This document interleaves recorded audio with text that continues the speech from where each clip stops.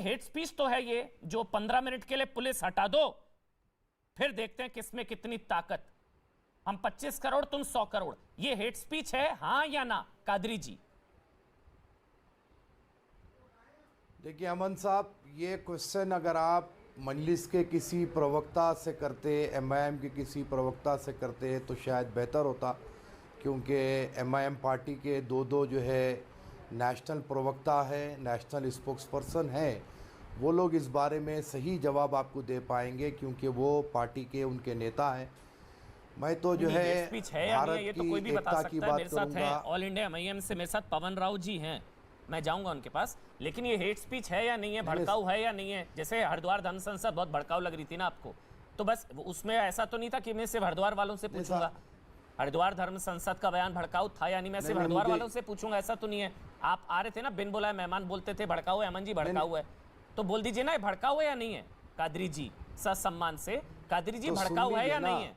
जी जी। अब हम नहीं, अब मैं ये कहूंगा कि कोर्ट सही है या आप सही है? नहीं कोर्ट सही है, मैंने कब बोला कोर्ट गलत है? कोर्ट ने सबूतों के अभाव में बरी किया है, कोर्ट ने नहीं कहा कि हेट स्पीच नहीं है। तो फिर कोर्ट ने उन्हें कोर्ट ने जब उन्हें बाइज्जत बरी किया है तो फिर आपको मेरे को जानना चाहिए, मानना चाहिए कि वो बिल्कुल ये काम नहीं किए। ठीक है, मतलब ये हेट स्पीच नहीं है। 25 करोड़ 100 करोड़ को मतलब ताकत दिखाएंगे और फिर वो सारी, ये हेट स्पीच नहीं है, वो अच्छी चीज है। फिर हरिद्वार धर्म संसद हेट स्पीच नहीं थी मतलब?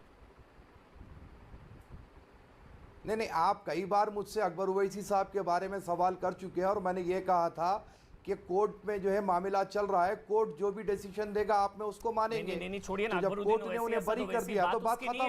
बात उसकी नहीं है, समझिए आप कादरी जी, आप समझिए। मैं अक्सर आपके साथ डिबेट करता हूं, आप बहुत वोकल होते हैं कि नहीं अमन जी ये भड़काऊ था, हरिद्वार धर्म संसद में देखिए क्या बोला गया, भड़काऊ।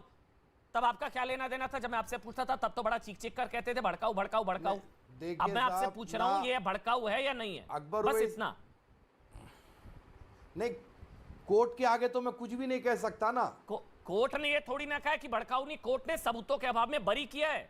अब आपको ये लग रहा है अमृत बरस रहा था, ये वो बस बरी कर दिया, बहुत बड़े जूनियर ओवैसी। कोर्ट का फैसला क्लीन चिट है क्या? अच्छा ये विष्णु जैन समझा देंगे। बरी कर दिया, खत्म हो गई बात। अच्छा खत्म हो गई, फिर मतलब ये तो लाइसेंस मिल गया क्या? फिर ये तो फिर मेरे को नहीं समझ आ रहा। मैं विष्णु जैन, आप तो एडवोकेट भी हैं, कोर्ट ने क्या क्लीन चिट दे दी? मतलब समेत 31 आरोपियों को बाबरी विध्वंस केस में बरी किया गया। तो कादरी जी फिर विवादित ढांचा बाबरी जो गिराई गई वो कॉन्स्पिरेसी नहीं थी ना इसका मतलब? क्योंकि कोर्ट में बहुत आस्था है आपकी कादरी जी, इसलिए पूछा था बस। सुनिए अमन जी, गुजरात के 2002 के फसादात में कोर्ट ने बरी किया, क्या हमने कुछ कहा? बाबरी मस्जिद के मामले में हमने तो पहले कह दिया था जो कोर्ट का आदेश होगा हम उसको कबूल करेंगे, हमने कबूल किया। आज राम मंदिर वहां पर तामीर हो रही है। मक्का मस्जिद बम ब्लास्ट में जितने आरोपी थे, एक बार बोल दीजिए बाबरी विध्वंस कोई साजिश नहीं थी। एक बार बोल दीजिए जी, बाबरी विध्वंस कोई साजिश नहीं थी। क्या बोले आप? बाबरी विध्वंस विवादित ढांचा विध्वंस, बाबरी विध्वंस कोई कॉन्स्पिरेसी नहीं थी। कोर्ट ने जिसको कोर्ट ने जिसको बरी कर दिया मैं उस पर टिप्पणी करूंगा ही नहीं ना। तो फिर नहीं तो फिर ये क्या बात हुई? मक्का मस्जिद का ब्लास्ट हुआ, उसके अंदर लोगों को बरी किया गया। क्या बात हुई? अब देखिए कड़वा कड़वा मतलब मीठा मीठा गप, कड़वा कड़वा थू, मतलब इस केस में कोर्ट बढ़िया, उस केस में अब आप बोलिए भाई बाबरी केस में, समझिएगा मेरे पूरे सवाल को। बाबरी, सुनिए पूरा सवाल। बाबरी विध्वंस केस में आडवाणी समेत 31 आरोपियों को बरी किया गया, मतलब कोई कॉन्स्पिरेसी नहीं थी। आपकी कोर्ट में आस्था है ना, तो बोलिए बाबरी विध्वंस कोई साजिश नहीं थी। बोल दीजिए एक बार। बिल्कुल कोर्ट में सुनिए साहब, कोर्ट में आस्था बिल्कुल रखते हैं और कोर्ट के फैसले के खिलाफ हम कभी ना गए हैं ना जाएंगे। ना फिर कादरी जी बाबरी विध्वंस कोई साजिश नहीं थी। बोलिए बाबरी विध्वंस कोई साजिश नहीं थी। आप जिस तरीके से हिंदू आतंकवाद कुछ नहीं है, फिर सारे बरी हो गए, सीमानंद से लेकर लेफ्टिनेंट कर्नल श्रीकांत पुरोहित, हिंदू आतंकवाद मामले में सारे बरी हो गए। आपकी कोर्ट में आस्था है, बोल दीजिए फिर हिंदू आतंकवाद नहीं है। फिर सुनिए ना, तो मैं कह रहा हूं कि आप जिस तरीके से कह रहे हैं कि लैक ऑफ एविडेंस की तरफ से अकबर उवैसी साहब को बरी किया गया है, अडवाणी जी को भी बरी किया गया, और फिर जो है तो गुजरात के फसादात के लोगों को बरी किया गया, सारों को बरी किया गया। और हम कोर्ट का आदर करते हैं, कोर्ट के फैसले को मानते हैं। तो एक बार बोल दीजिए ना बाबरी विध्वंस साजिश नहीं थी। बोल दीजिए ना, है हिम्मत तो, कोर्ट पर भरोसा है ना बड़ा। ना साहब, मैं कोर्ट के फैसले का आदर करते हुए खामोश बैठ गया। तो इसमें आपको भी खामोश बैठना है, मुझे भी खामोश बैठना है। अरे तो प्रभु, ये भी तो हेट, ये थोड़ी, तो फिर ये हेट स्पीच नहीं थी, तो बाबरी विध्वंस साजिश नहीं थी। बहरहाल चक्रपाणी महाराज भी है। मैं नूपुर आपके पास, मैं कादरी जी के पास जा रहा हूँ, बहुत देर से वेट कर रहे हैं, फिर मैं नूपुर आपके पास आऊंगा। मैं एक बार कादरी जी आप बोल लीजिए, एक बार जल्दी से कादरी जी आप बोल लीजिए मुझे, फिर जल्दी से कादरी जी। 25 करोड़ 100 करोड़ पर भारी, और ये गलत है या सही है? कादरी जी, गलत या सही?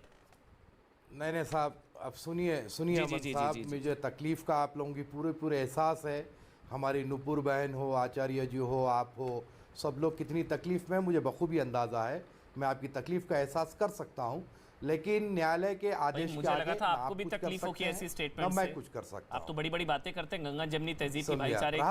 आपको हंसी आ रही है, मजाक, वो हिंदुओं को सबक सिखाने की बात कर रहे हैं और आप खुश हैं। आप सबको पूरा टाइम देते हैं, हमें टाइम नहीं देते। साहब क्या भाईचारे वाले आदमी हैं, और आप कह रहे हैं कि मुझे दुख नहीं हो रहा। आप तो मेरे भाई है। जी हाँ भाई, वो भाई को काटने की बात कर रहे हैं और आप कह रहे हैं आपको दुख हो रहा है। मेरे भारतीय भाई है। प्रधानमंत्री नरेंद्र मोदी कुछ बोल रहे हैं, एक मिनट पीएम सुनिए ना सर।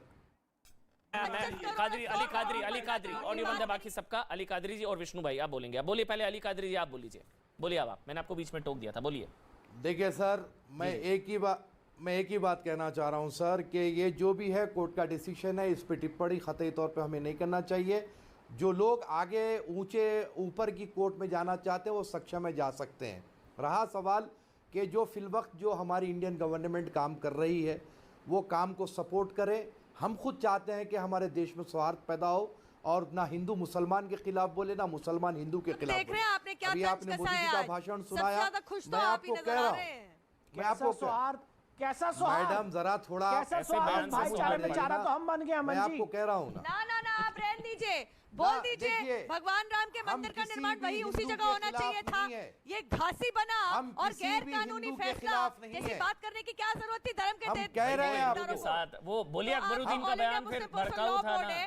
आपका भाईचारा डिस्टर्ब नहीं होता, खारिज करो, हमारे देश को बांटेगा। अमन जी, हाँ बोलिए विष्णु बोलिए। नहीं फिर कादरी साहब, फिर इससे भी भाईचारा डिस्टर्ब होता है ऐसे बयान से। कादरी साहब जी हाँ बोलिए विष्णु। अमन